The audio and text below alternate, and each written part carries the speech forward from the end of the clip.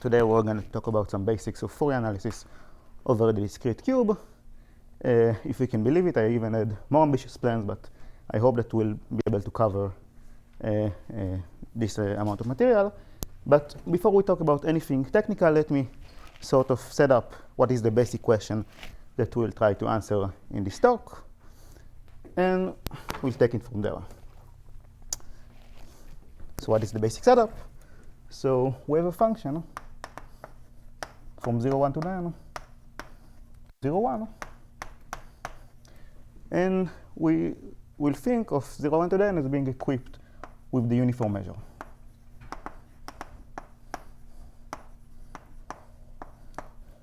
So with one exception, this will always be the case. Good. So once we have a function, we can start defining some parameters on it and start asking questions. And one very key parameter is that of the influence of variable. So here is the definition. So let I be a coordinate, or sometimes I'll call it a variable. So the influence of variable I, denoted by I of I of f, is the probability that when I sample x from the uniform measure, the value of f at the point x is different than the value of on the point x where I flip the ith bit.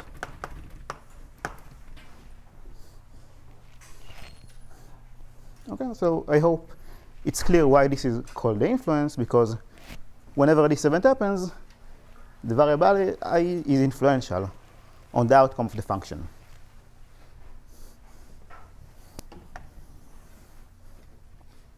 Good.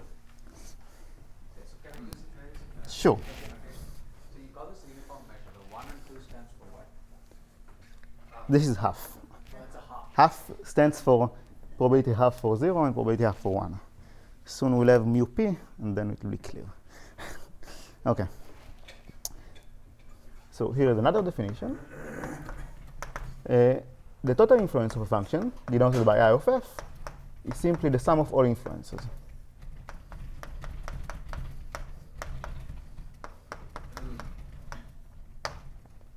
Okay, it may be not clear at the moment why does it make sense to sum of all influences, but we'll soon see that this quantity has numerous interpretations. Therefore, it really makes sense. But trust me on that for now, and let me phrase the main question. So main question.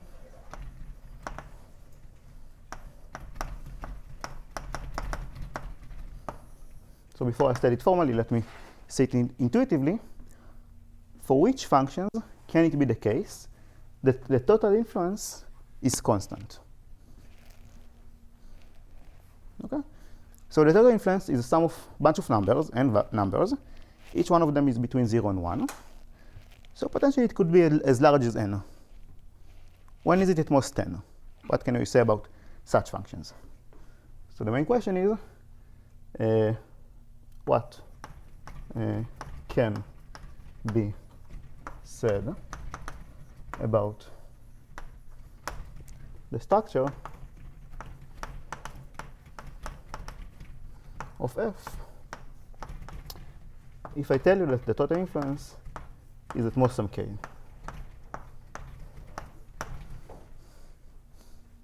And for now, I encourage you to think of this k as constant, say 100, but it will make sense even in larger regimes. Good. So this is the main question that we will study. We'll make significant effort to solve it, or to say something interesting about it. So before we do that, let me tell you why is this question interesting. So why ask this question?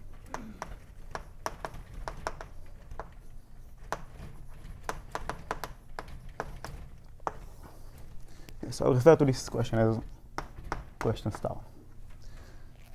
So it really appears in several places. I'll just mention a few. So the first one is in the study of sharp thresholds.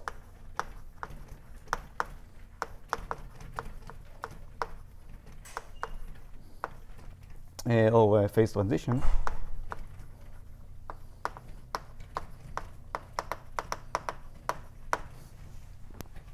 Okay, so here is the basic question. So again, we have our function. Oh, this is. Yeah. So again, we have our function. But now we make a further assumption that it is monotone.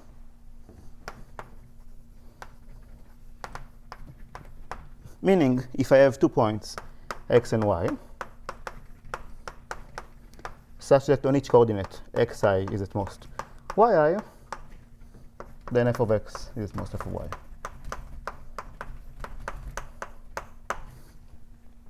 Okay, so I have this function, and now I'm going to define several probability distributions. So this is the only exception in my talk where I'll discuss something else other than uniform distribution. So I consider the p-bias distribution.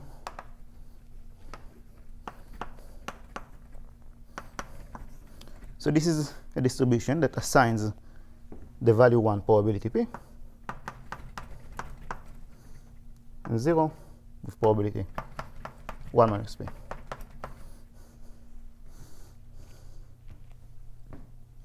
Okay, and now when I have this basic distribution over bits, I can look at the distribution over vectors, which is simply the product distribution. And I can ask the following question. How does the map that sends p to the average of f according to distribution, said otherwise, it's the probability that f of x is equal to 1, where I sample x according to mu p. What can I say about this map?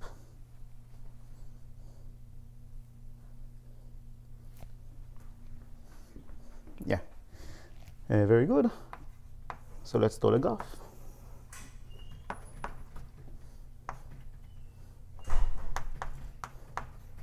So I'll also call this property, this quantity mu p of f. So we know several things for sure. We know that when p is equal to 0, this average is 0, at least assuming the function is not constant, which we'll do. When p is equal to 1, the average is 1. And in between, it can behave in many different ways, but the only thing that we know is that it's increasing. Okay? Maybe that's.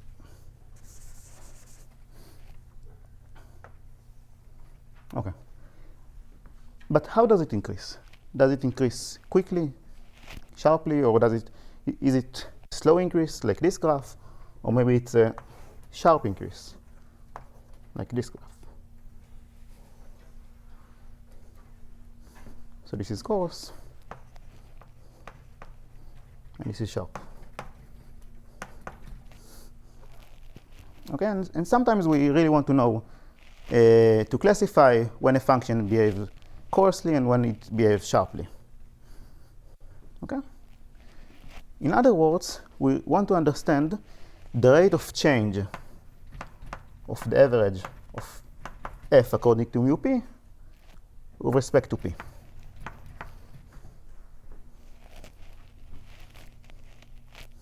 Okay? Now, and we can even show a quick proof. If you want to study this rate of change, this is really the same as studying influences.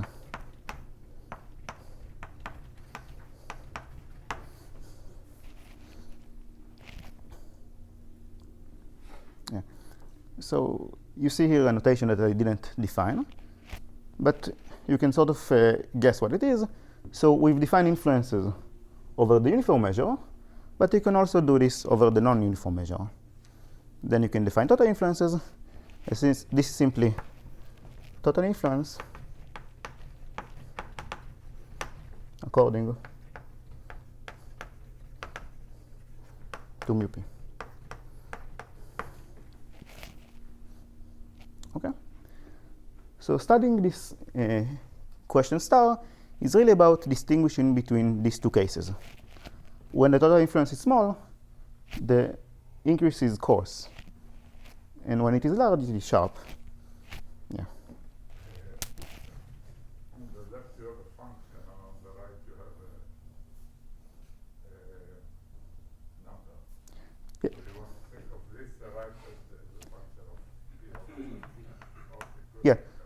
Good. So both of them are functions of p. Yeah. And maybe just that it doesn't look so mysterious, let me give a quick, somewhat intuitive argument to why this is the case. But I'm really going to be a little bit not formal. So what we want to do to study derivatives is study the difference between the average of f when I look at it at point P plus a little bit, let's call it dp, and what is the difference with the average of f at a point P. Okay? So I'm going to expand out the definition. I'm going to write it as expectation.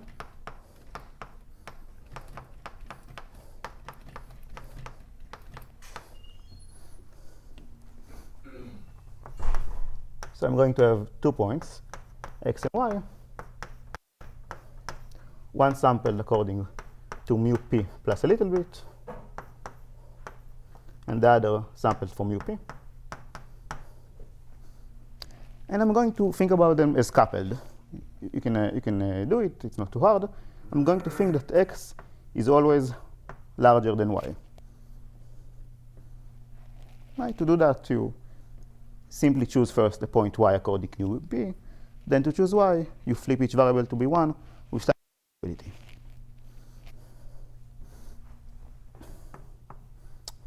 Good. So now let's look at each one of the coordinates. So I claim that there is probability, roughly dp, that x and y are the same on all coordinates except for the first one. Right? This is exactly the difference between these two biases. And when I have 2 points such that they're identical outside the first one, but on the first one, one of them is 1 and one of them is 0, this is exactly the influence of the first variable.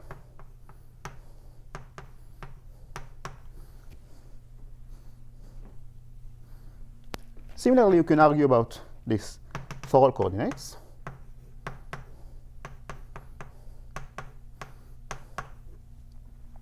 And of course, I'm slightly cheating here, but it's not too big of a deal. And other than these events, there are the events where 2 variables get flipped. But this is dp squared.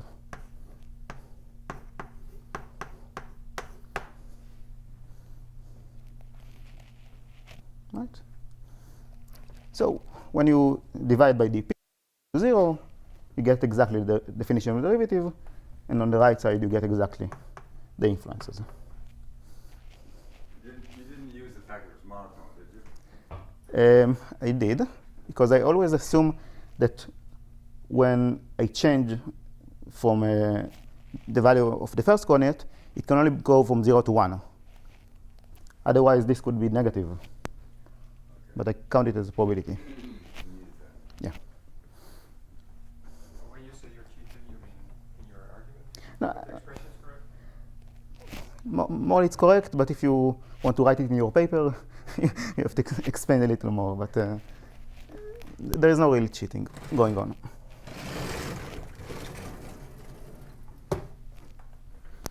Yeah, probably I should have said, before that I said it. So this is called the Russo-Margulis lemma.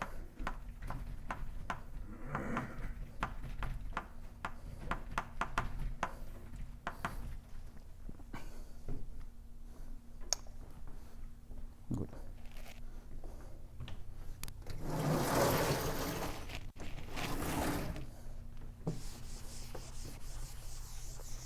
Yeah, so this is one type of questions in which we really want to understand when total influence of a function is small.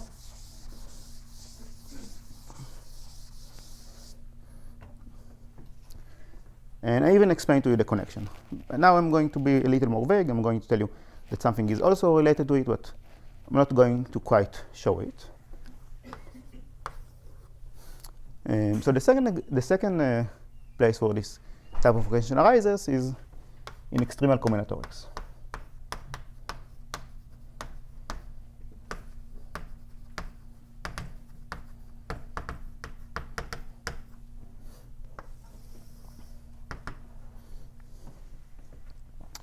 So here is the basic question.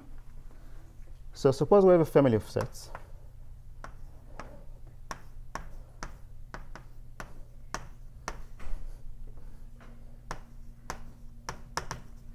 That is intersecting.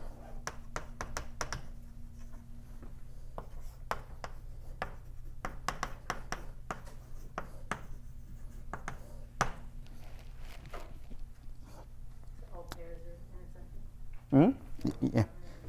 Yeah. So intersecting means that whenever I take two sets in my family, they have non-empty intersection.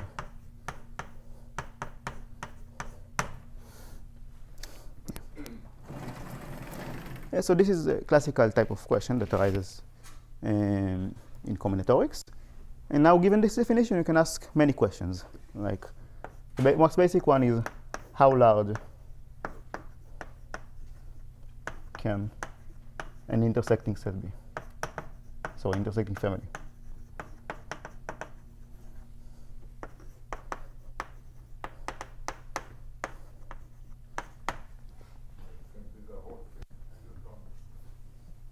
Hmm? How large it can be every. No, that would not need intersecting. Yeah. So this is one question. It's not too hard to answer it, but it's not what I'm going for now. Another question is, you can ask about stability.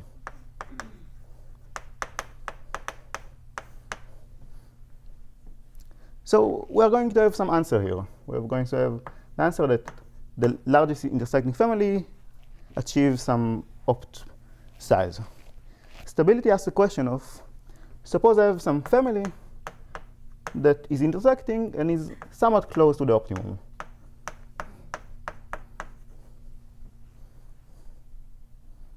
What can you tell me about it?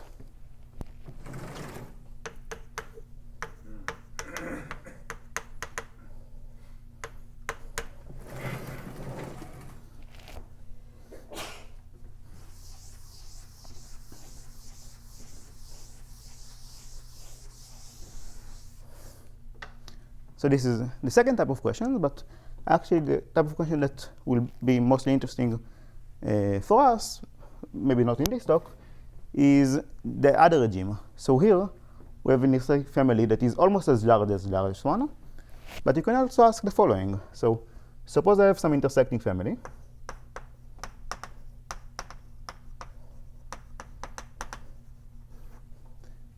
that achieves a multiplicative bound. Say it is at least 1% of the optimum, or maybe 1% is that. What can you tell me about this?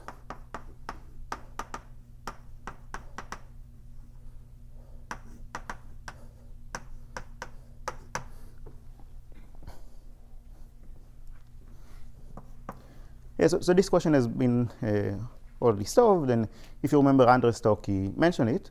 So this is a result of Dino and Friedut. And it turns out that to answer this question, answering this main question is really a key intermediate step. So what's the difference?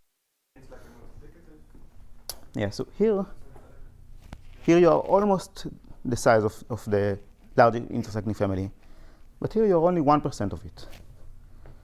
So intuitively here, the type of statement you would want to prove is that your family must be close to an actual optimal family. But for that, we have no hope for that.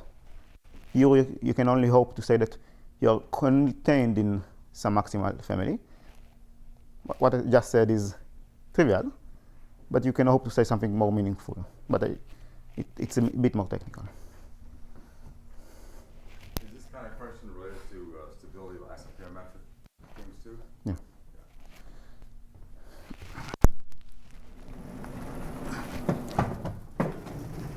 So to be honest, even this main question is related to stability of the edge isoperimetric inequality. Yeah.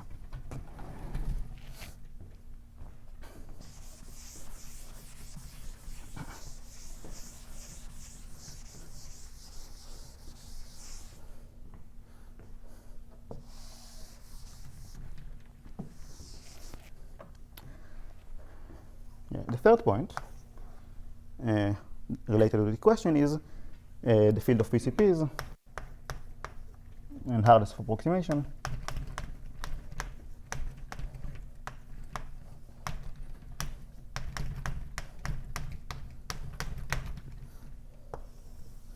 So this is really the area where I originally come from. And let's take the following TOEIC question. It's not a TOEIC question, but it's really where you can see the connection between extremal combinatorics and PCPs. So independent set.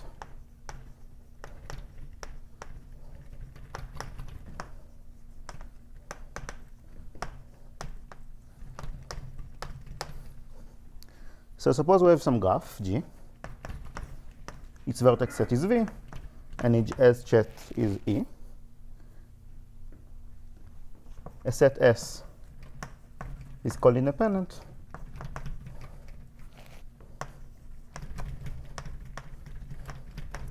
If it contains no edges.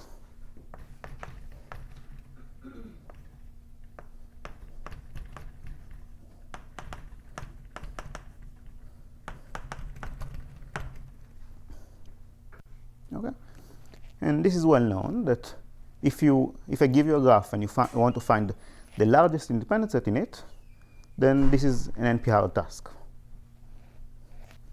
And naturally, you can ask to approximate this largest independent set. Well, this is also hard. It won't be unique, though, right? It may not be unique, yeah. But I can certainly ask you, okay, so maybe you cannot find me the optimum, maybe find me half the optimum. Okay?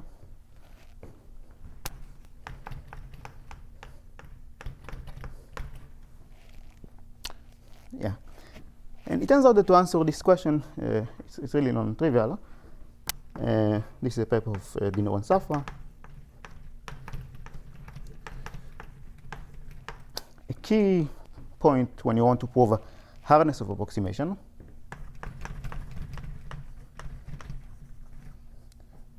is to prove structural results on independent sets in some graphs.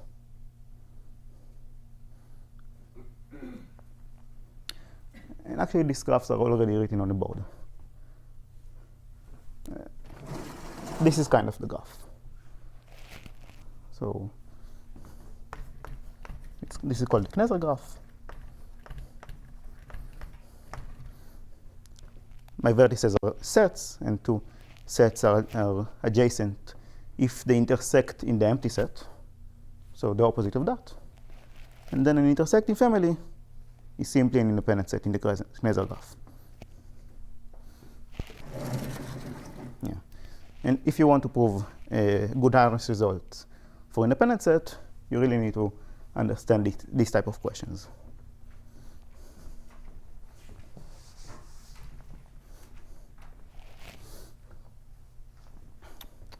And lastly, and very briefly, there is also relation of this question to social choice theory.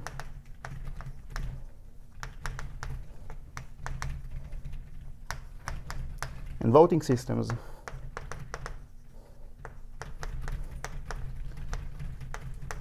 But I prefer not to elaborate on this topic at this point.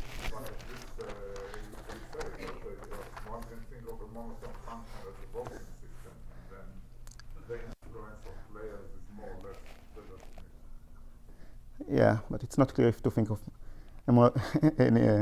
a voting function as monotone even. Anyway. So could you explain what you about 3 again? So this says that even if you want to get half the optimal value, it's still hard. Yeah. Even 1% of the optimum is still hard. And I can even say more specific result of what is known today, but I want to keep it this way. But my main point was that in order to prove that such tasks are NP-hard, you really have to study independent sets in very specific graphs, in the Kneser graph. And this is really what the point that I was discussing at 2.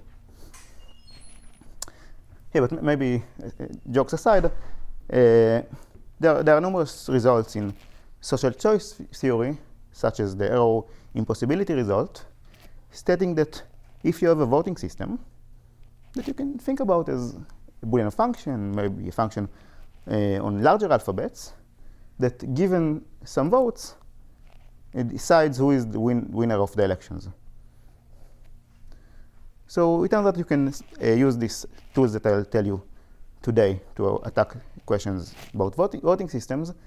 And you can show, for example, that this is Arrow's theorem, that if your voting system has at least 3 candidates and obeys some very natural properties that really make sense, then you are not left with much room. You have to be a dictator. But at this point, it's not clear what dictator is. So let's defer this discussion later. No. If it was a political statement, I wouldn't make it. Yeah. Good.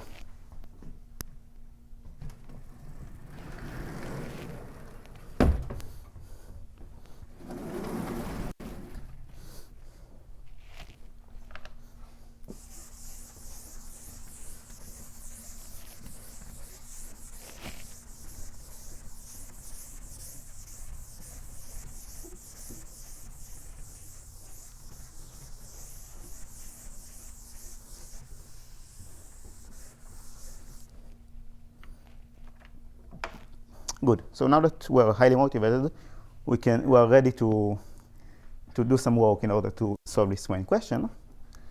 And this is the second part of the talk, where I present basics of Fourier analysis.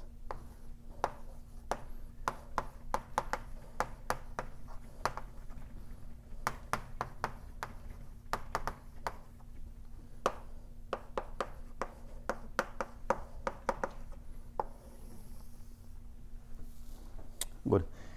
Okay, so to present the basics, first we're going to make a notational change. It will become clear later why we do it.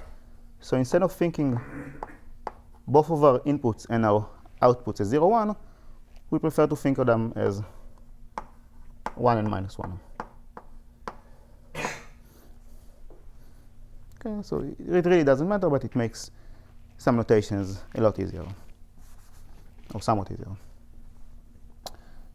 So we want to study Boolean functions from minus 1, 1 to the n to minus 1, 1.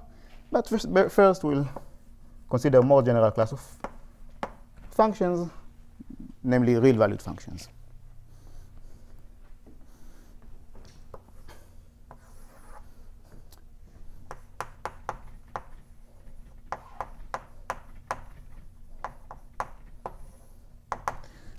So we'll consider such functions, and first thing we want to do is we want to define an inner product between real-valued functions.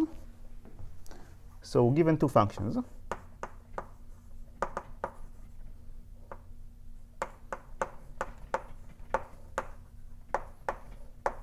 the inner product between f and g is the expectation inner product, meaning we take an expectation of f of x times g of x when x is sampled according to the uniform distribution.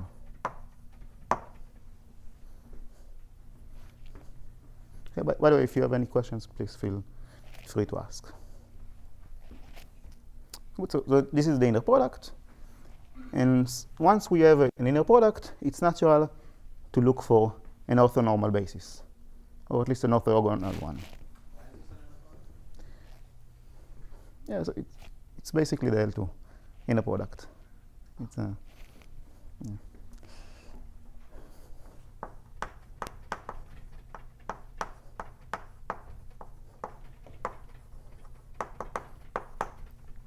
yeah. So how do we find an orthonormal basis? So first of all, observe that this is a product space. You can view it as the basic space minus 1, 1 n times. So it makes sense to first look for an orthonormal basis in the case n equals 1, and then tensor it. So what is a good basis in this case? Well, it's simply the following 2 functions. So we have what I'll call chi empty set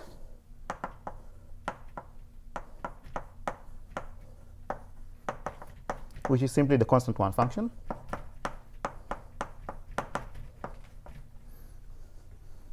And another function that we'll have is chi1, which is the dictatorship.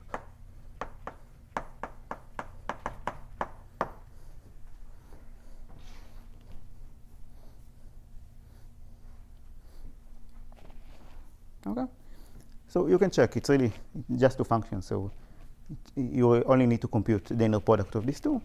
You can check that this is an orthonormal basis. You also need to check that the norm of each one is 1, but this is really easy. Okay, so we have this basis in the n equals 1 case, and now we want a basis in the general case. So general n, well, you simply tensor these two functions. So for each set S, you have some vector, which comes from taking these functions on the coordinates of S and taking the constant one function outside S. So this is the function chi S of X that is equal to the product over S of the ith bit of X.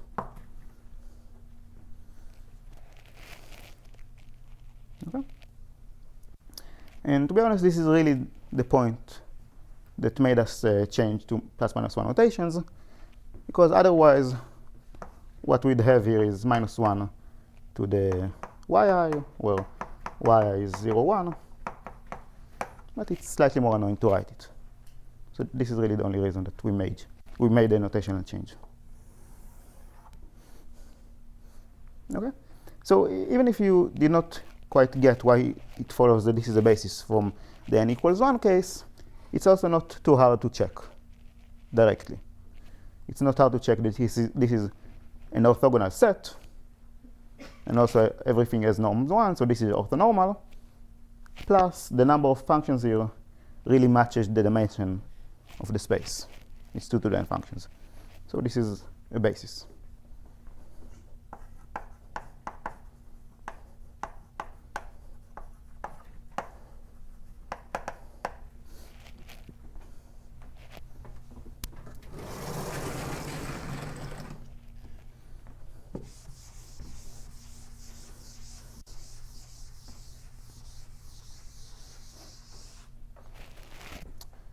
Good.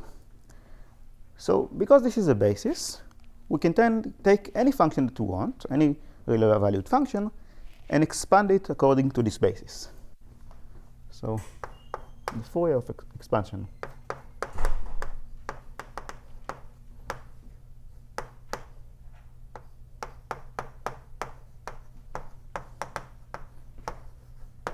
of f is given by f of x is equal to the sum over all sets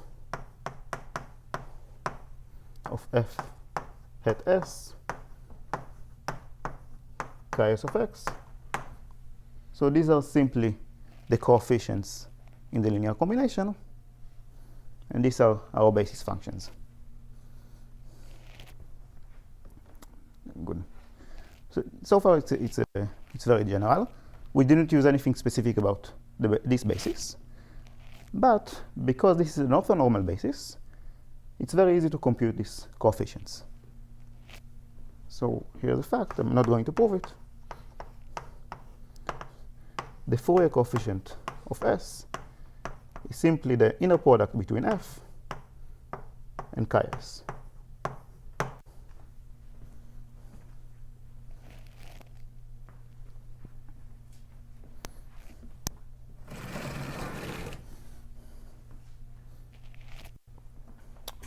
Good.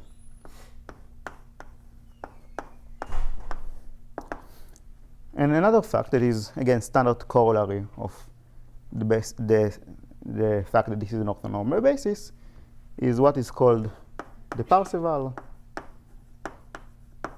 or Plancherel equality. Hmm?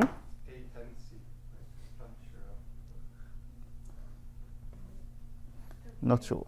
Yeah. So how should I spell it? PLA. Sorry. No, this I agree with.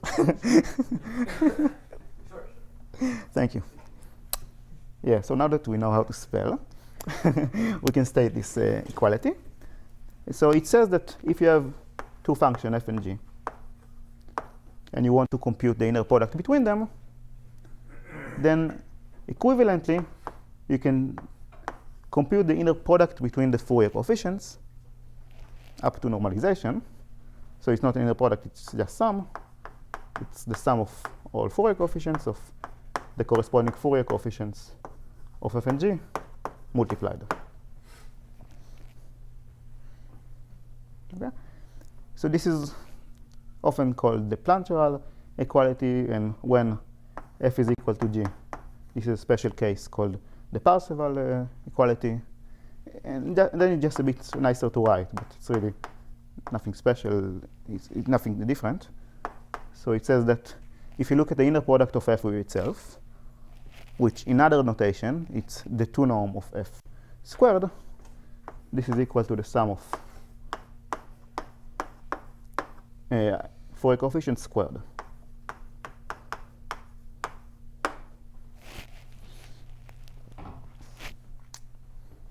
Good.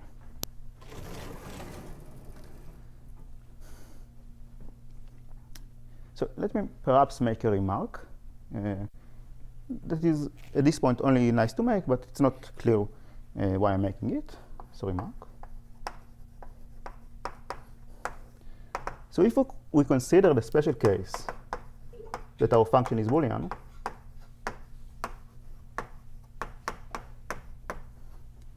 then the 2 norm of f squared is 1.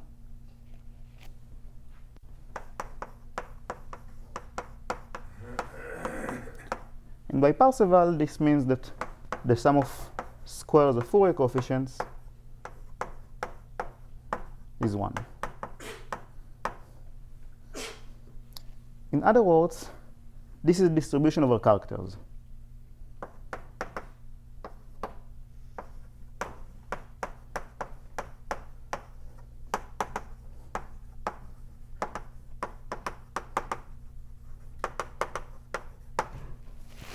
Okay, so you can sort of think about the Fourier expansion as saying that a function put certain mass on certain characters.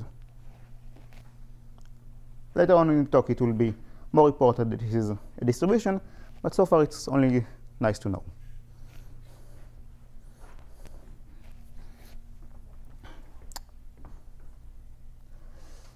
Good.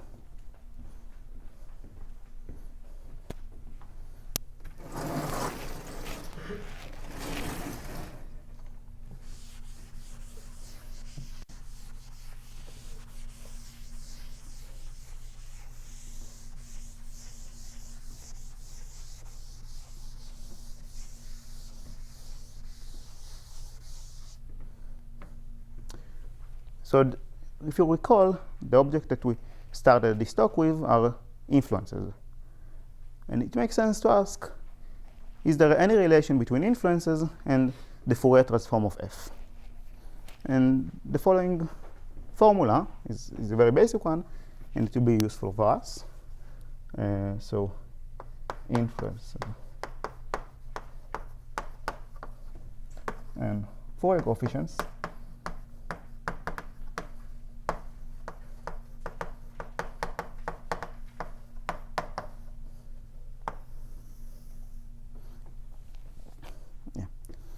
So if you recall, the way we define the influence of a variable is the probability that when I sample x according to the uniform distribution, then f of x is different than f of x when I change the ith coordinate. Okay? So now what we're going to do is we're going to define a notion of derivative according to the if direction. This will capture this notion. Then we'll see how the Fourier expansion of f relates with that of the derivative.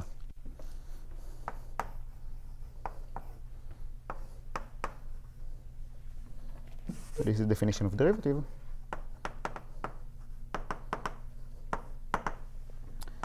So we have some variable I. The derivative of f according to direction I is a function on n-1 bits.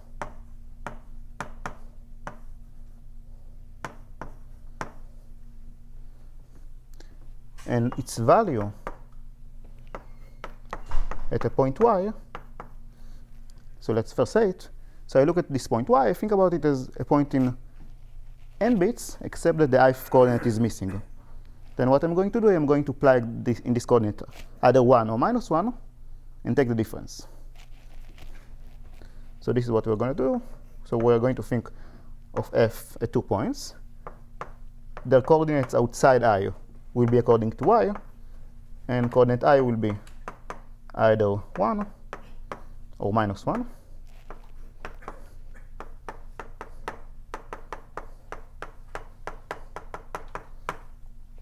Okay, and then it will be convenient for us to divide this by 2. By half, sorry. No, okay.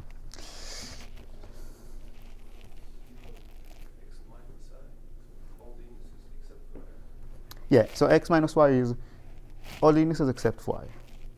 But yeah, it's somewhat a bit of clumsy notation, but it's the best that I know.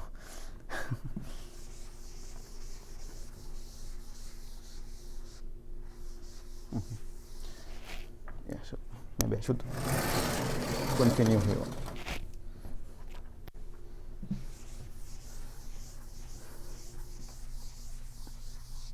Okay, so let's make one observation.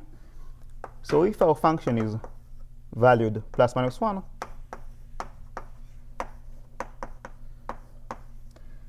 and we take a derivative, then the derivative takes 3 values, either -1, 0, or 1. Right? And whenever it takes the value 1 or -1, we have an influential point for the variable I. So from this, it follows that the influence of variable I at this function is simply the 2 norm of the derivative squared. Hmm?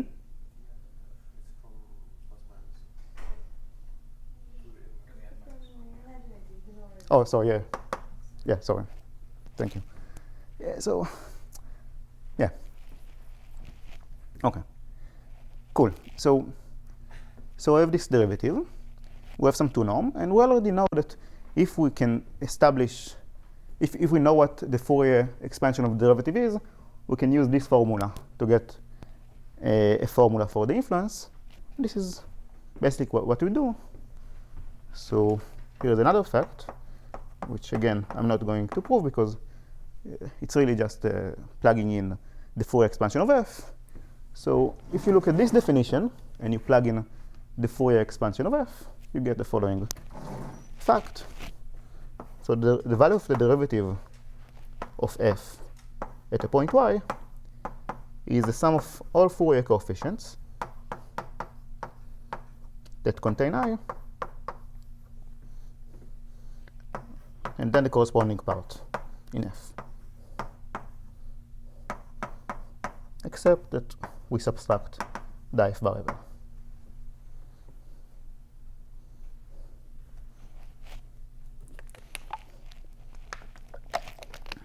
Okay, so I don't want to do the proof formally, but let's just think about it.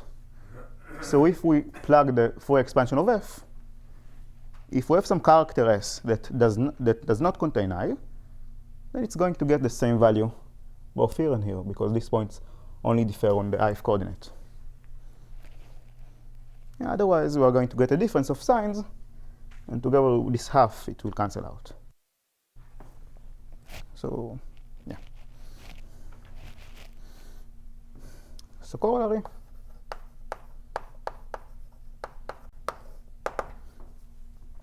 The influence of variable I is equal to the sum of squares of Fourier coefficients that contain I.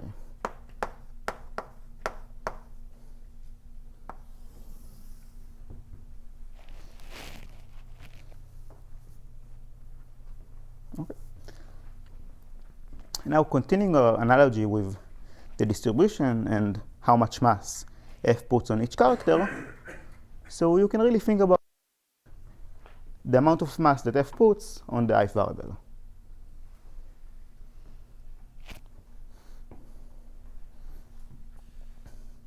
Good. So here's another corollary. And this will give us maybe the first or second interpretation of the total influence of a function. So the total influence of function f is equal to the sum of all characters of the size of the character times the mass assigned to this character.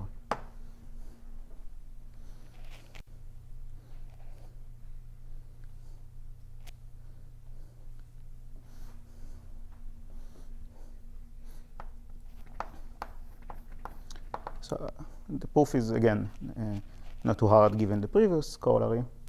So sum the previous corollary over all i's.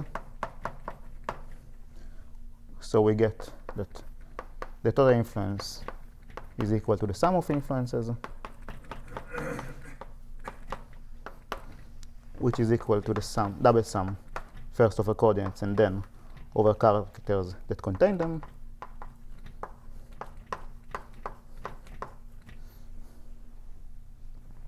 And when you interchange the summation, you get that each character is counted as the number of variables that it contains.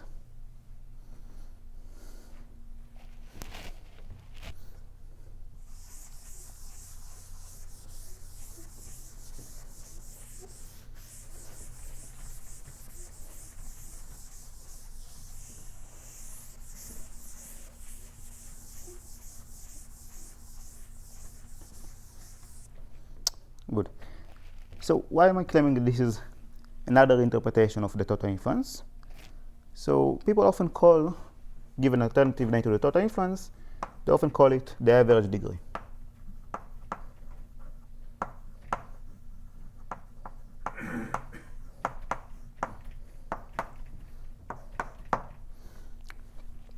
And if you look at this quantity, it's really clear for me why this is something that should be called the average degree. Because the degree of chi s is the size of s, right? It's simply the product over variables in s. And this is a probability distribution. So this is the average size of character when you sample it according to the distribution of the characters that f gives you. Again, now I only want to say like one more word before we take a break, because I think that this is a good point. And this is about the question star. So with this interpretation in mind, what question star really asks us is the following. So suppose f behaves like a low degree function.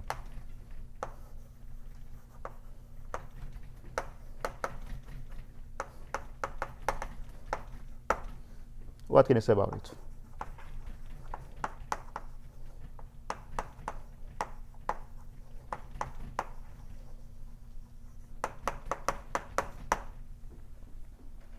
And again, so this question is a bit vague, because what does it mean to behave like a low degree function? Well, we know that the average degree of f, if we are interested in question star, is at most a constant. So we sort of know that most of the Fourier mass of f lies on small characters. What can you say about f in this case? Okay, so after the break, we are going to study this question. We are going to introduce the main tool that is used to handle low-degree polynomials called hypercontractivity.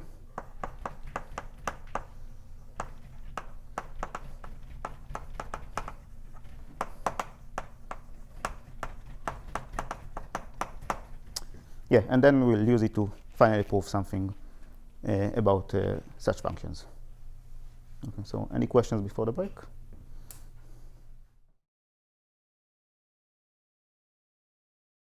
Yeah, so let's continue. Okay, so the next thing that we are going to study, motivated by what we observed earlier, is low-degree polynomials of random signs. So what is the most well-known example of that? So suppose I look at the polynomial p of x1 to xn,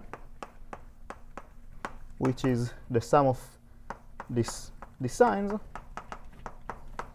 but then I normalize. And I want to ask, how does this polynomial behave? What the distribution of this p is?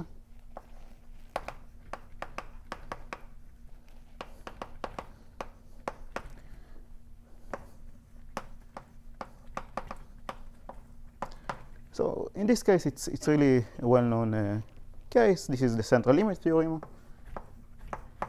It tells you that this behaves like a standard Gaussian. But this is the most basic case of this study. And in general, what we want to do is we want to study low-degree polynomials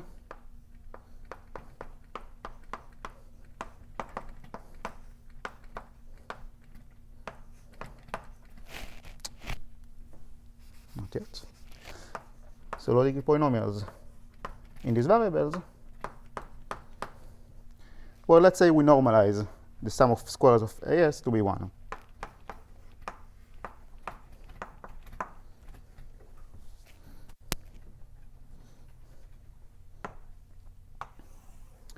So in this case, we have no hope of actually nailing down what the distribution of this polynomial is, and we have to settle for something a bit worse. So for example, we can ask for tail bounds.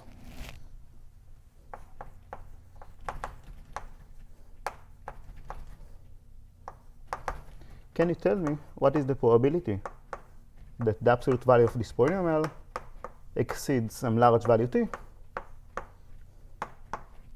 when I sample x uniformly?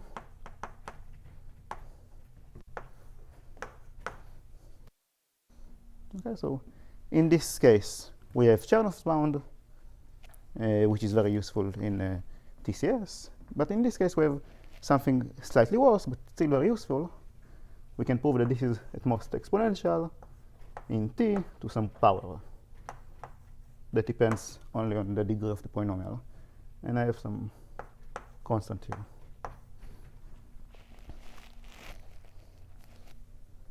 This is S most D in the sum. Yes, sorry, thank you. Thank you. Yeah. So this is a tail bound. This is very useful, just like the Chernoff theorem, but it is more general because it's not like you can assign that you can say that all of these characters are independent, because they are not. So this really gives you more information. And how do you prove this? Well, we're not going to prove it. I'm just going to tell you the general method of proving such tail bounds. So what you oftentimes do is you take some high powers of the polynomial, and then you power both sides of the inequality. Then you do Chernoff's inequality, Markov.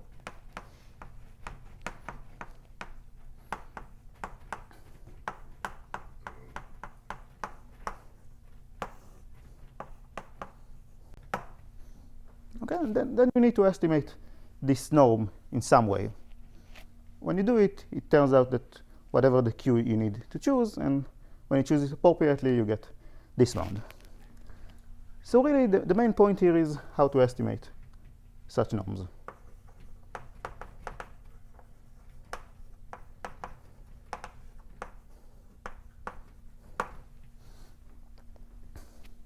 Okay.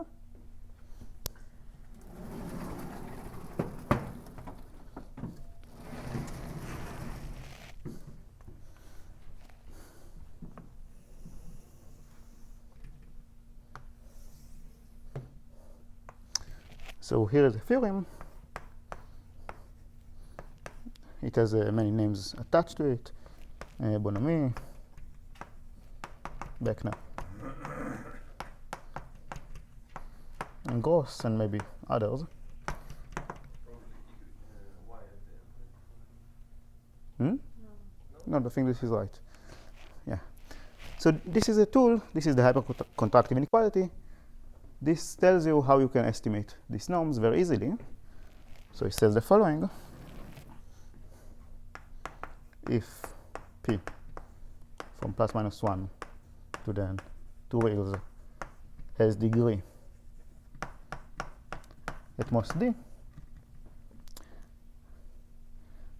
this is going to be confusing, then the Q norm of P is at most some multiplicative factor that we're going to write down soon times the 2 norm of P.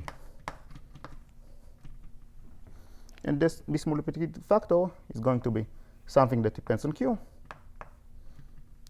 to the D.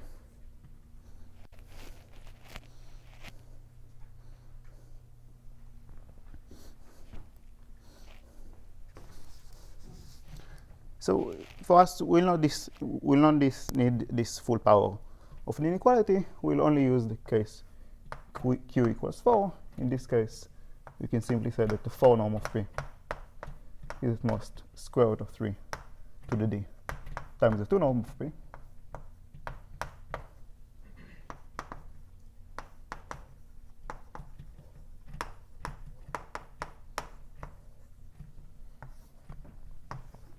Yeah, but this is the more general result.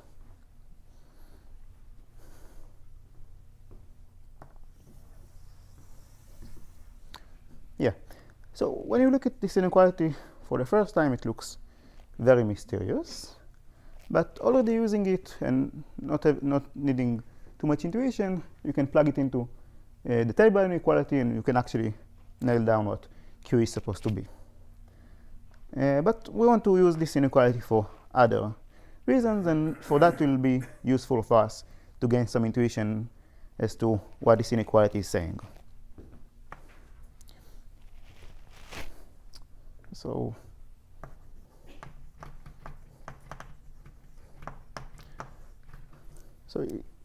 it's arguable what it means, but I'll try to convey at least some of the intuition that I have.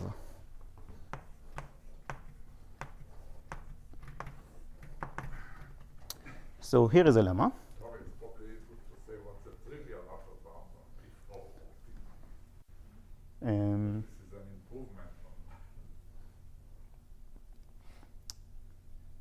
Yeah, so what is the... It's not clear to me. Yeah, so okay. So this is called the hypercontractive inequality.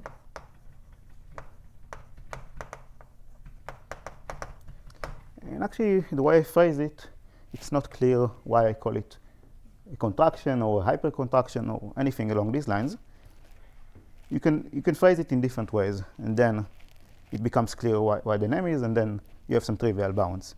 But in this case, I'm not actually sure what. What I do is to reverse the inequality and remove the constant. Ah. Yeah, okay. No, the expectation number. Yeah. Okay, so good point. Yeah, so the trivial inequality is really that the 2 norm of P is always at most the 4 norm of P. Thank you, Irit. But this inequality says that up to this multiplicative factor, they're the same. Thanks.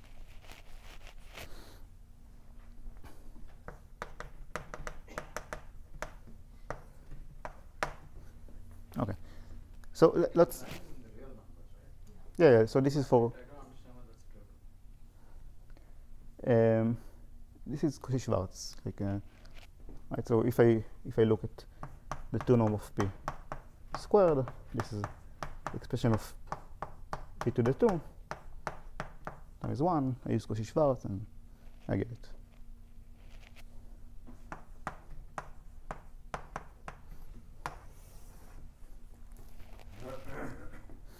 So what's the difference between the tail bound for low degree polynomials there and something like Kimbo polynomial concentration?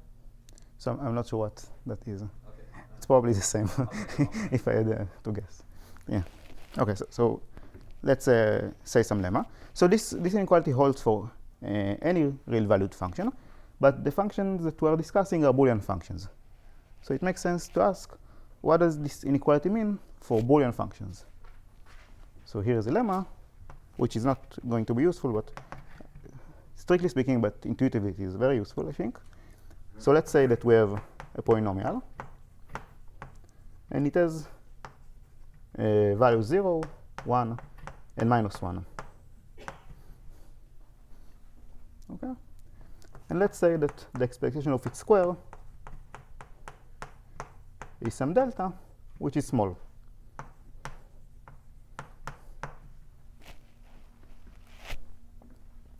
So if you want to think about it, like for more intuition, you can think that p is 0, 1 valued, in which case p is simply the indicator function of a small set. But what I'm going to say is going to hold also when you have some values that are minus 1. Then what the lemma says is such function cannot be low degree.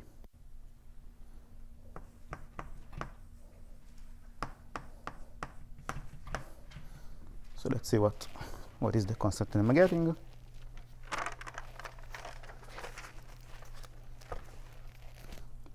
I'm getting some constant, so I'm not going to specify it.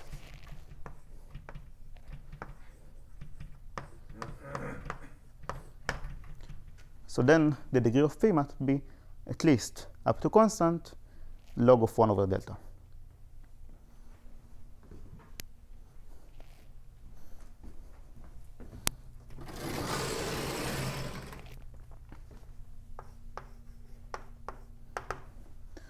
Okay, so let's do the proof. It's a very quick proof.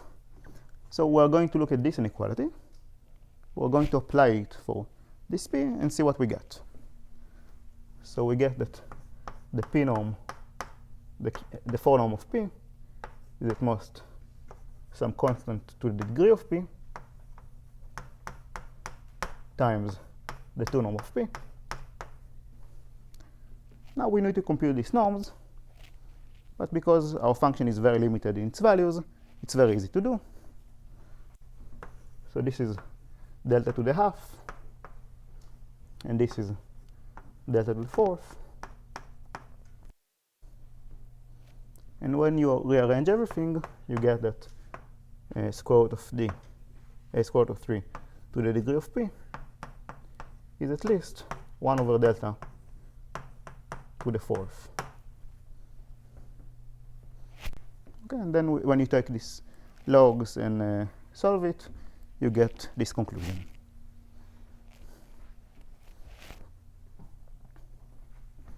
Good.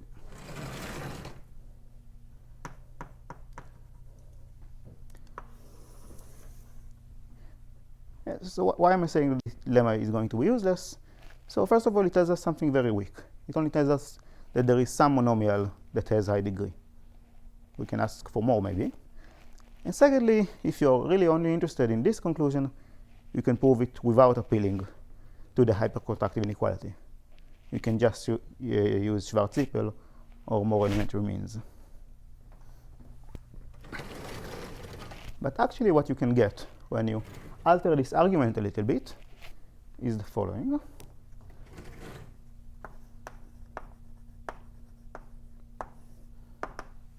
So intuitively what the lemma is going to say is that not only the degree of p has to be large, but actually almost all of its mass has to lie on high degrees. So this is this lemma. So again, we have our polynomial.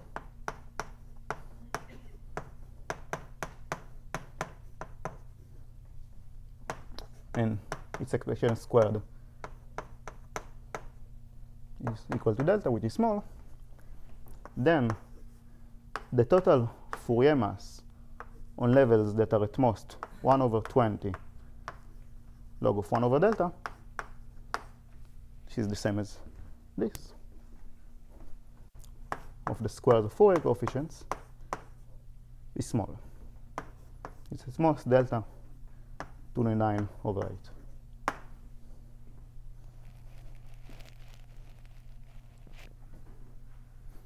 But perhaps before we prove it, let's see why I call this smaller.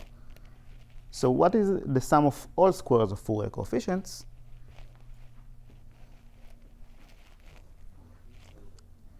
It's delta, right? This is the 2 norm of p squared by Parseval, which is delta. And when we think of delta as small, delta to the 9 over 8 is much, much smaller. Yeah, so this is why we think about it as small. So we'll prove this result very soon, but maybe it's good to ask for people who haven't seen this type of result before, can anybody guess what is the type of p's that we are going to use it for? So we are going to use this lemma to answer our main question. So which type of p's are we going to use it with? Just to set the general intuition. Exactly. So the p's that we are going to be dealing with are the derivatives. And then these deltas will simply be the influences. So then we are going to see a very interesting game that something weird is going to happen. All of the derivatives are going to be high degree. But at the same time, the average degree is small. So something weird is going to happen. But I'm getting ahead of myself. So let's prove this lemma first.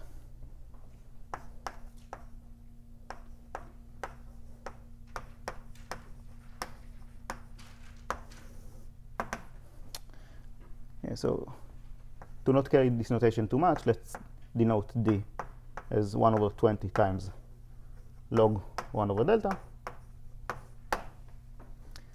And I'm going to introduce a notation here. So p less than equal d of x is the Fourier spectrum of f when I truncate everything that is above degree d. Meaning this is the part of the Fourier transform of p that is of size at most d.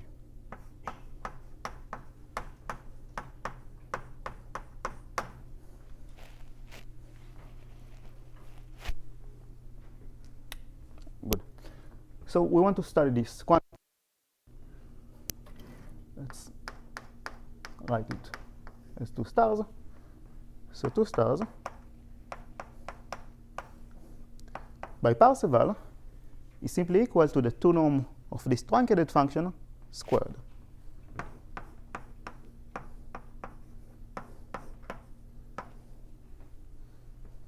Okay, and then now we're going to do some fine manipulations. We're going to expand it as a definition. And then we're going to do something weird, but this is really maybe the key step in the proof. So I claim that this inner product is equal exactly to the inner product between the degree, the part of p that is degree at most d, and p.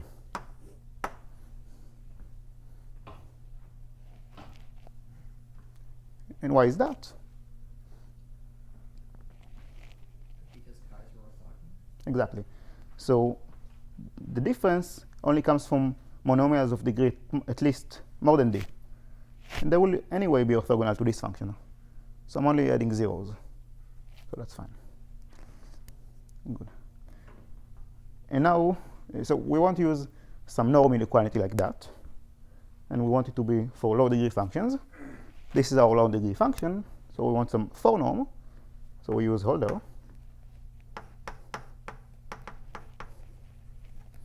This is at most the 4 norm of p less than d times the 4/3 norm of p.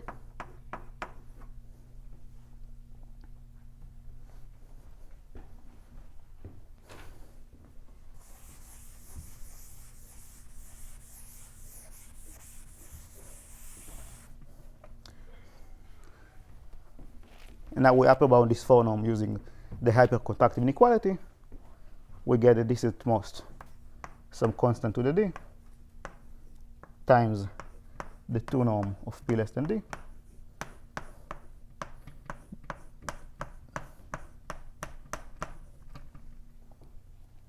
Good.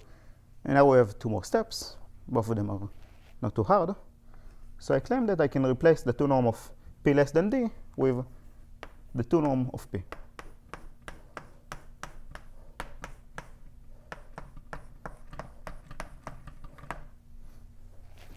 And why is that?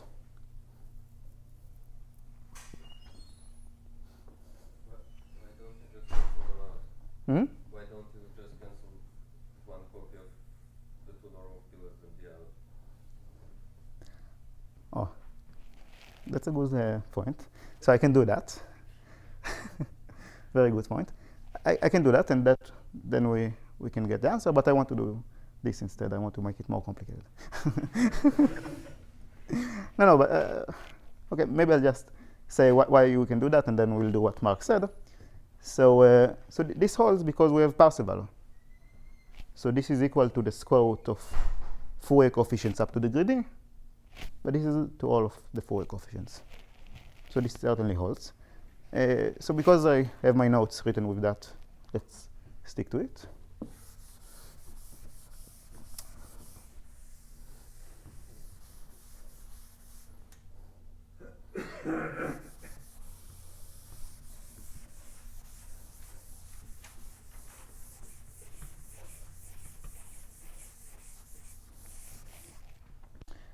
And now we have some norms of function that is 0, 1, and -1 valued. So we can compute all of them. This is delta to the half. This is delta to the 3/4. And this is some log 1 over delta with some coefficient. And if I chose this coefficient correctly, what we're going to get here when we compute it is that this is at most delta to the 9/8.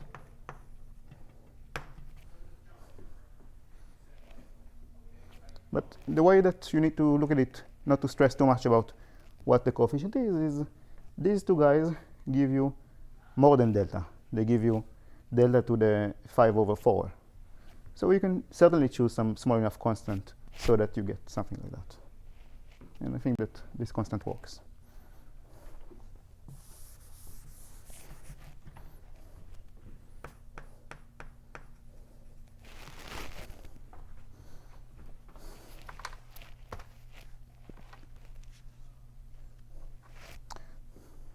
Yeah. So this is not equivalent to the hypercontractive inequality, but this really gives good intuition to why it is useful. This tells you that if you have a function that somehow represents a small set, maybe up to signs, then it must be high degree in a very strong sense. Almost all of its mass will be on high degrees. The signs don't really matter because you could have squared the function and then use a double. Yeah, that's true. Yeah. But maybe another comment is that you can prove such lemma not only for -1, 0, 1 valued function, but also when your function has discrete values, like maybe half, quarter, and all of that. This you can still do. And sometimes it's useful, but not today. So now we can finally prove the KKL theorem, which is the beginning of the answer to our main question. So it says the following. So let's say we have our function. And let's say, yeah, so let me first state, let me first state the theorem, please. So, so we'll add an assumption that is not really needed, but it will make the formulation easier. Let's say the function is balanced, meaning it takes the value 1 and -1 equally often. Then if we know that the total influence of the function is small, then your function is somewhat close to a dictatorship. In a weak sense, meaning there is some variable with large influence.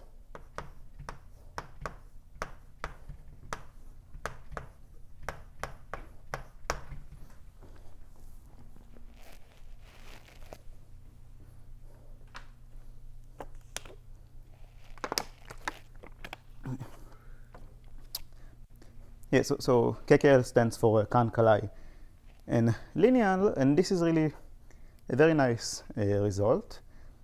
The proof that I'm going to show you here is really, I can only describe it as a proof that is worth 1,000 words, because you can really use these ideas and techniques to prove lots of things, and they go into each one of the motivating questions that we discussed in the first hour. Yeah, so without further ado, let's do it.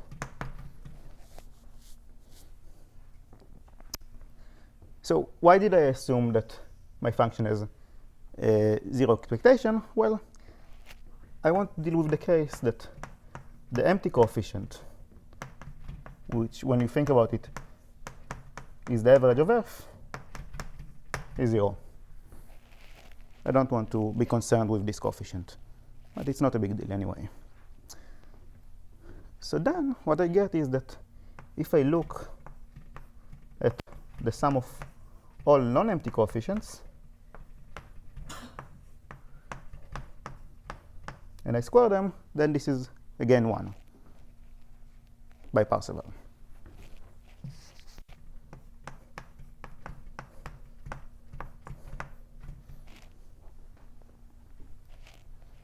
Okay? That what we are going to do is we are going to split this sum into two parts, the low degree part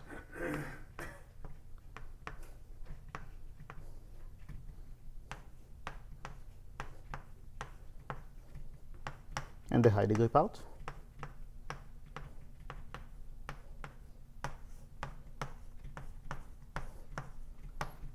And we are going to bound each one of them separately. Okay? So for the high degree part, it's going to be very easy. We're not going to do anything except say Markov, and we'll bound it by 1/5. I'll soon say a bit more words, and the main effort is going to be devoted into bounding the low degree part.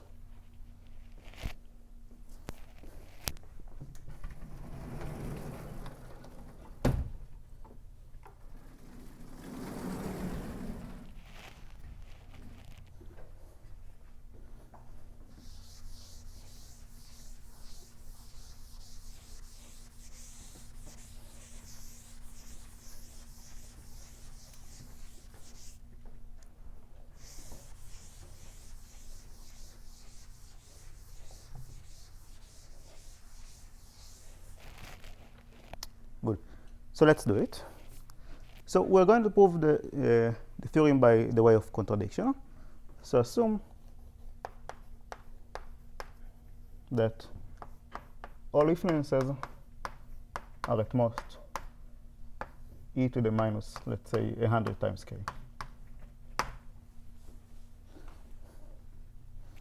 Then we are going to derive a contradiction to inequality 1. Now let's first justify why the second sum is at most 1/5. So if you recall, our total influence, which we know is at most k, is exactly equal to the average degree.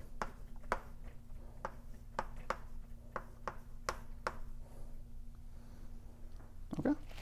So if you look at the contribution of large characters, you get that this is at least 5k times whatever lies there.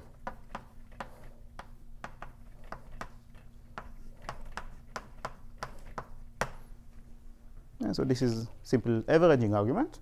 So you get that the mass that lies beyond level 5k is at most 1/5.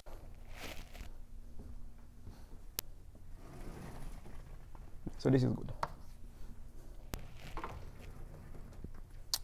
Well, what about this quantity? So let's look at the derivatives. Let's define pi to be the derivative of f according to I. So we want to understand the low degree frequencies of f. So what we'll do is we'll understand the low degree frequencies on each one of the derivatives. We'll use that. And then we'll sum it up. So using, let's say, the main lemma. So let's promote it to be the main lemma.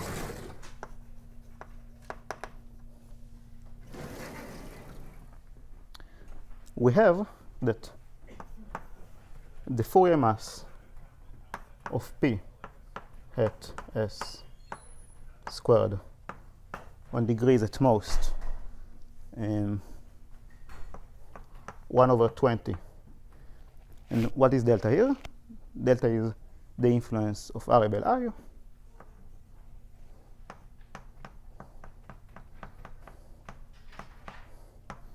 We know that this is at most the influence of I to the 9/8. Good. Now let's massage it a little bit because it's not so pleasant. So I claim that this is equal to the sum over all Fourier coefficients that contain I of f at s squared, but they're still small.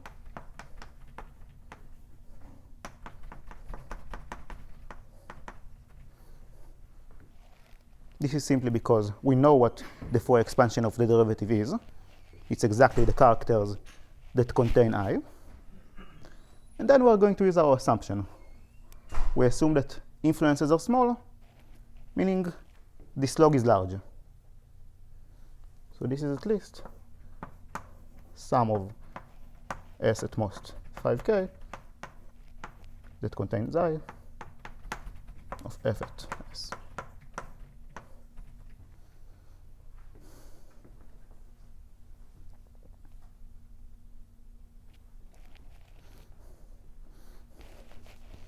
Good, so this is exactly what we said earlier. If you look at the Fourier coefficients that contain I, then the mass that lies on low levels is very small in comparison to the whole thing. So when we are going to sum it up, we're going to get an upper bound for the first term.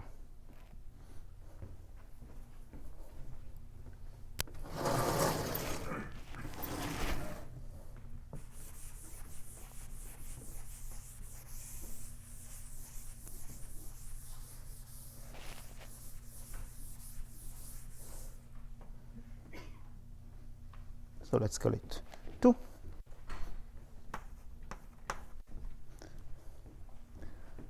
So summing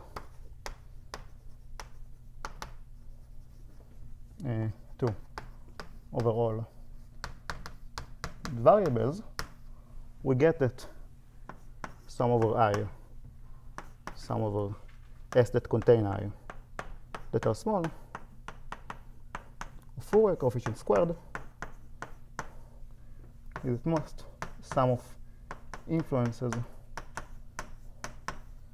to the 9/8.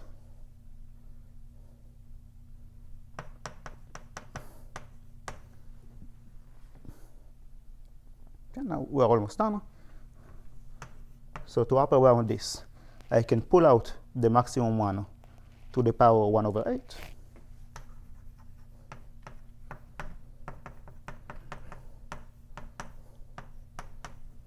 And then I have the sum of all influences, which we never have a name for.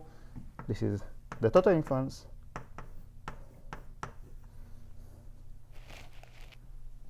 Okay.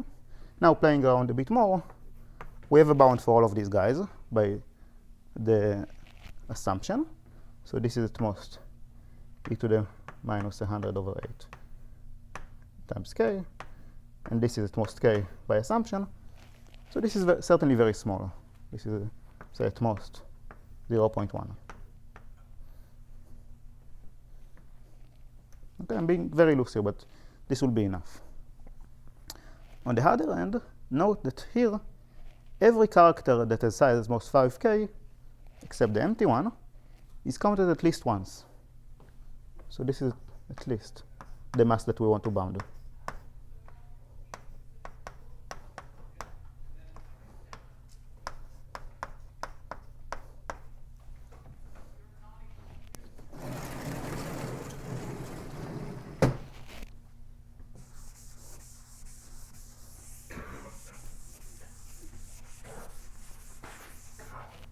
And now we're really done. We just plug this result into inequality 1.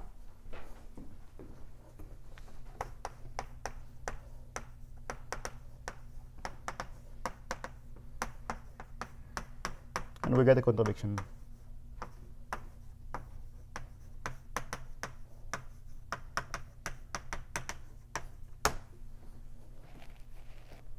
Good.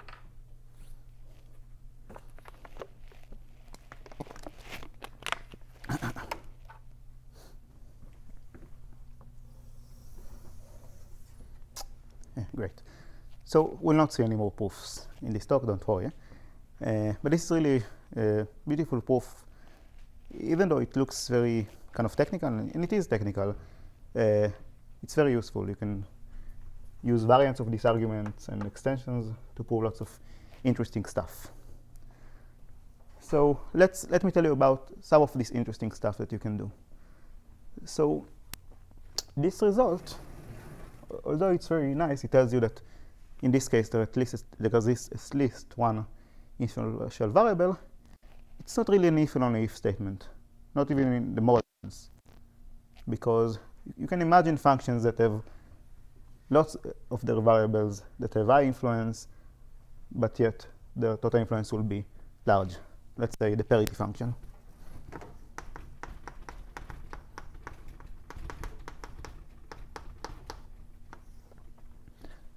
So can you get a tighter theorem, at least in the qualitative sense? So the answer is yes. So further results.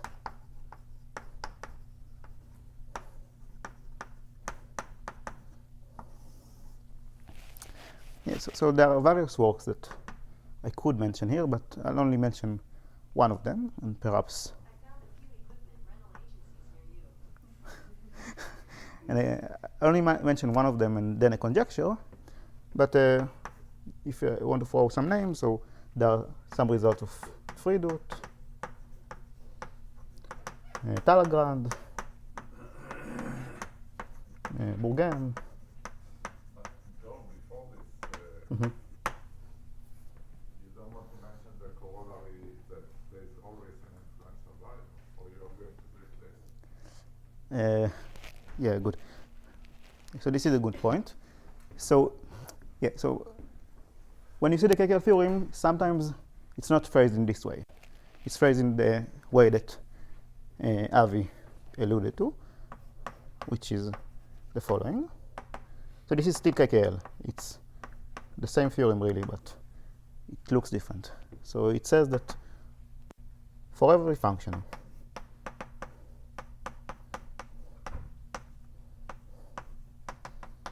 let's still say that it's balanced, there is always a variable which is at least moderately influential.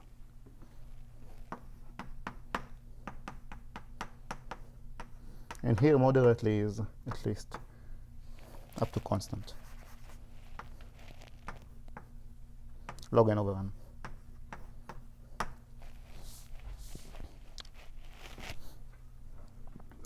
The history of this is sort of amazing because even getting 1 on the right hand side, okay, that there is some variable that has influence 1 over n, Yeah. which is what every player deserves in a voting system, right?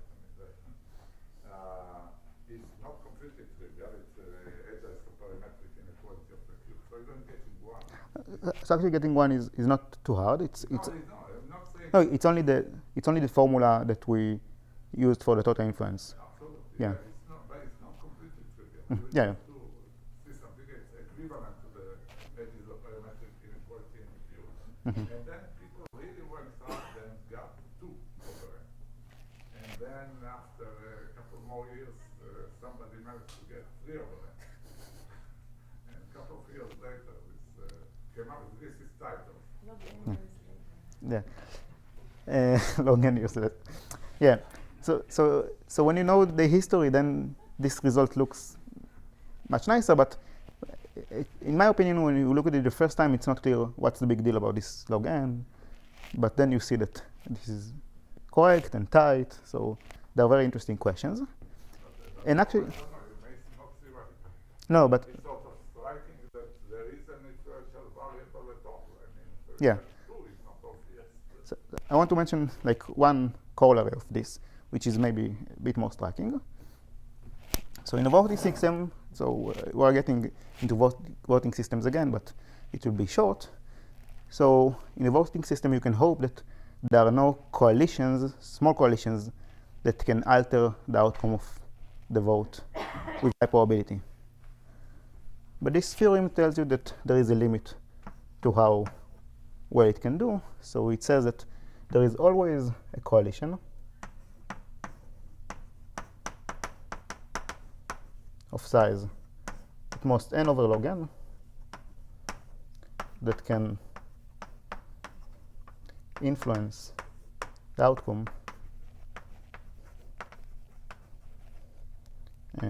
of f with high probability. And really, the main point here is that this is little o of n. There is still an interesting question of what the exact value here should be. It's not known. It's known to be between n over log n and n over log squared. Yeah. Good.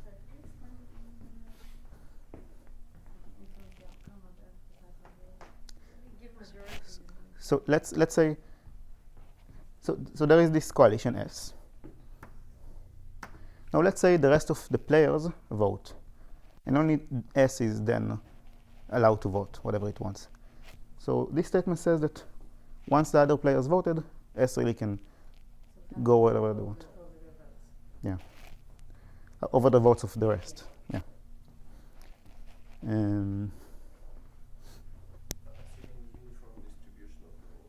Uniform independent, which is really what probably real elections lack. But anyway. Okay. So this is just a reformulation of the KKL theorem. For majority, this is trivial. Yeah, so for majority, for example, it's even better. Square root n. Exactly. Good. But I want to mention a few further results. Only one, actually. I'll mention the result of Freedot that sort of gives a complete answer to this question. The theorem of Freedot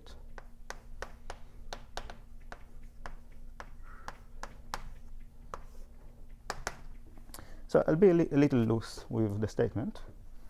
It says that if you have your function and it has total influence at most k, then f essentially depends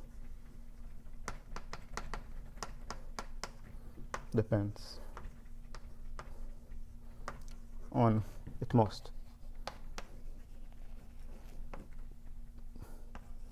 exponentially many variables in k.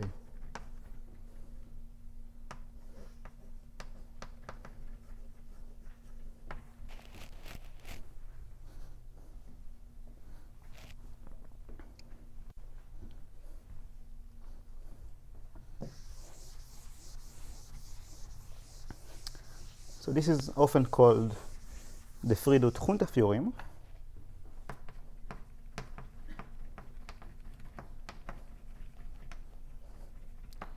Because when k is constant, it means that only constantly many variables affect on f, which in voting sense says that this is a junta. Good, but when you see this result, you immediately see that it's very meaningful even when k is not constant. When k is log n, then it still tells you something interesting. And actually up to log n it tells you.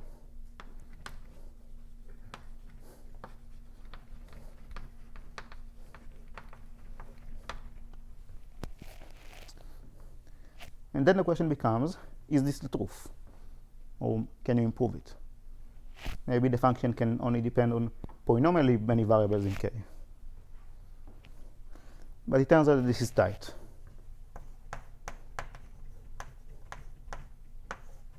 This is the types function of binary lineal.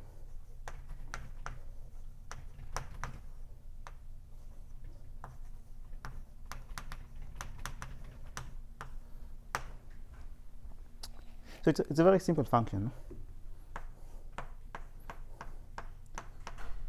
So you have types, meaning you have a collections of variables, say x1 to xk. You take the OR between these coalitions. I haven't said yet what's going on in there.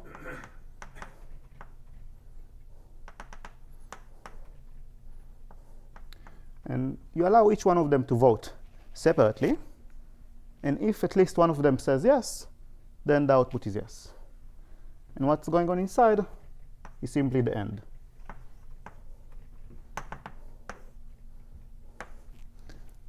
And the number of types that you have here is 2 to the k.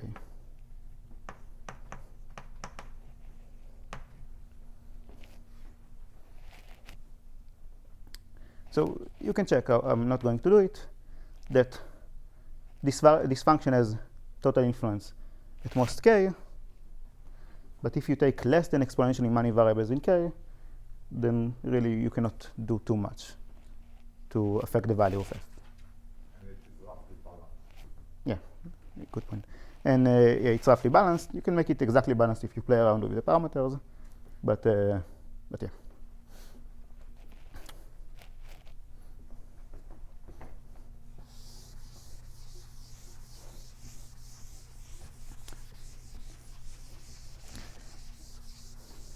Yeah, so now we get to the final part of the talk, which is just 10 minutes when I'm going to tell you a conjecture.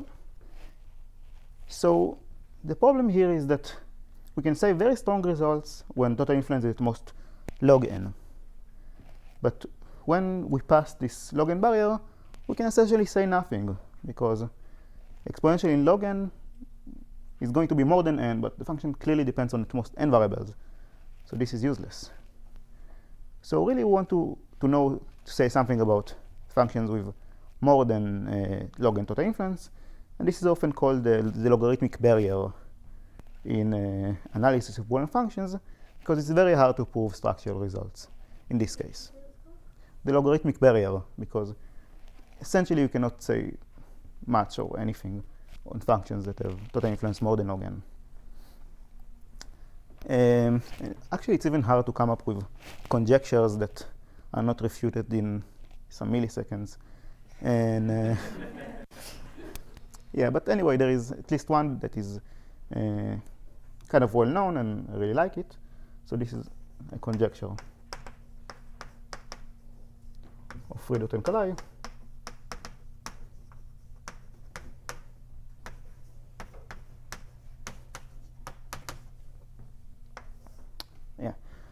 So recall that we observed that if we have a function, a Boolean function,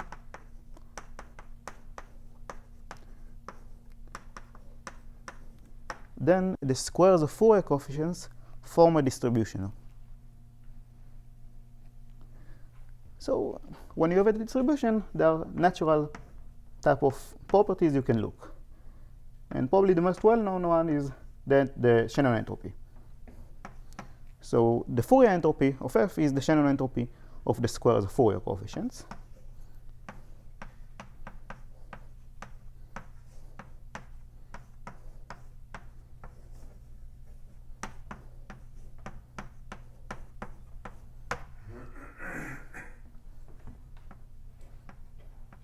Yeah, so this is the definition.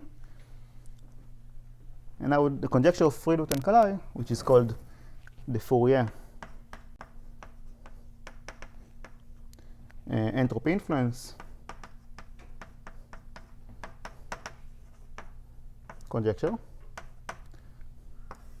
says that the Fourier entropy of a function is always upper bounded by the total influence of a function, at least when they are Boolean valued. Up to constant.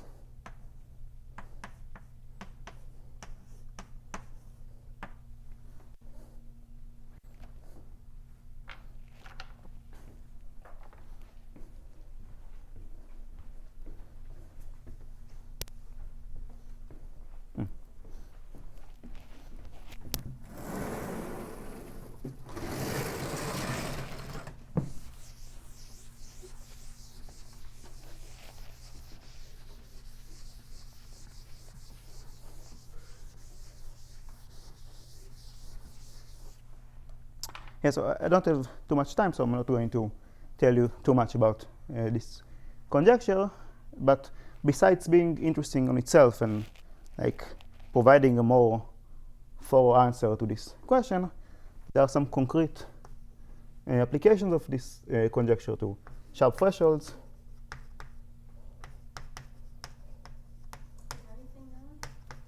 I'll soon say. And to learning theory.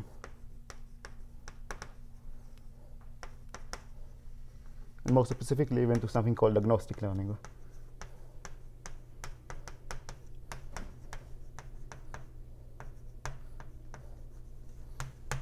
But anyway, let me tell you a little bit about this conjecture. So there is a very easy bound. And I'm going to even say the proof before we say the bound. So what is a Fourier entropy? It's a way to encode a distribution. And it says how many bits do I need to encode an item, an element sampled from this distribution. So how can you encode a character S? Well, you can simply say a list of the coordinates that are in it. Each one of them is log n bits. So the price that we pay for encoding character S is S times log n. And then the relative weight is the Fourier character. So this is influence times log n. So this is always a bound on the entropy.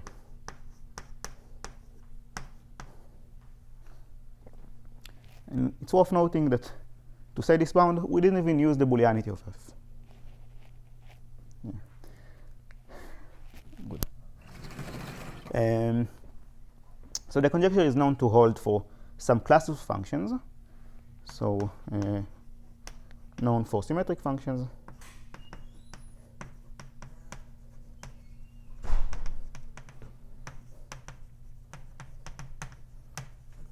So let me get the reference.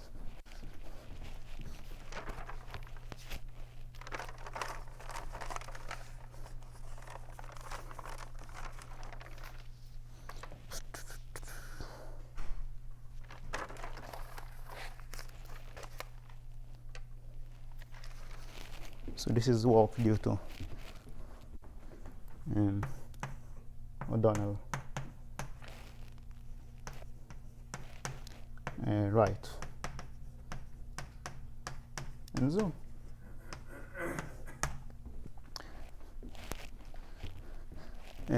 There are more results about this conjecture, but I don't have time to say all of them. Symmetric means x is equal to negative x, the value? When you look at x and you permute the coordinates, you get the same value. But perhaps the interesting point here is that somehow you, at least intuitively, you expect the entropy to be maximized when a function is symmetric. So this is why, in some sense, this should be the hardest case. But of course, we don't know how to prove it. What about random functions? So it is known for random functions, just for a very silly reason. The total influence is linear in n. So, yeah. So it's known for some more cases, but this is the most general, interesting class. And what we did recently is we managed to prove some weaker forms of this conjecture. So this is work with S.T. Kellman, Guy Kindler, Noam Lifshitz, myself, and Safra. So let me say the result. So we look at entropies, and we want to say that they are upper bounded by the total influence. So we can say that with two caveats. So we are not able to establish quite the total influence of f, but rather we have to pay some log factors in total influence.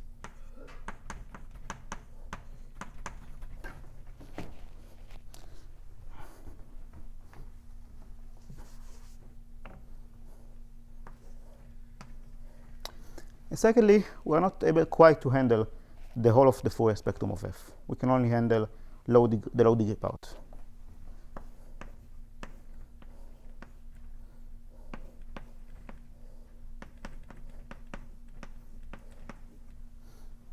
So formally, for every d constant, there is some other constant c, such that this inequality holds.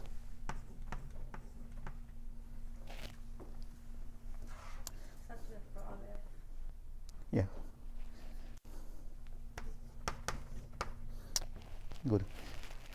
So let me perhaps make two comments about this result. So there are these two caveats. One of them that we can only handle the low degree part, and the second one is this logarithmic factor. So this is of course very annoying, but I claim that this is not really a huge deal, in the sense that at least most of the Fourier mass of f lies here. This again follows from the average degree interpretation.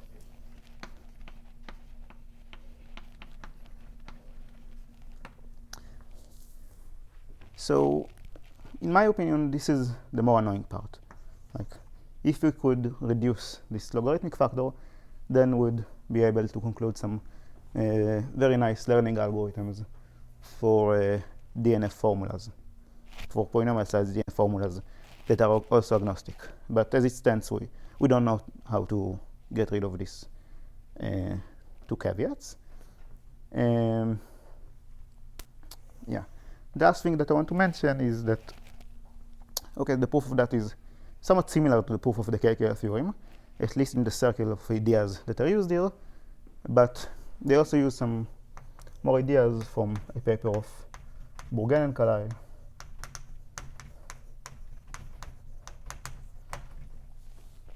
That is somewhat well known for being challenging, let's put it that way.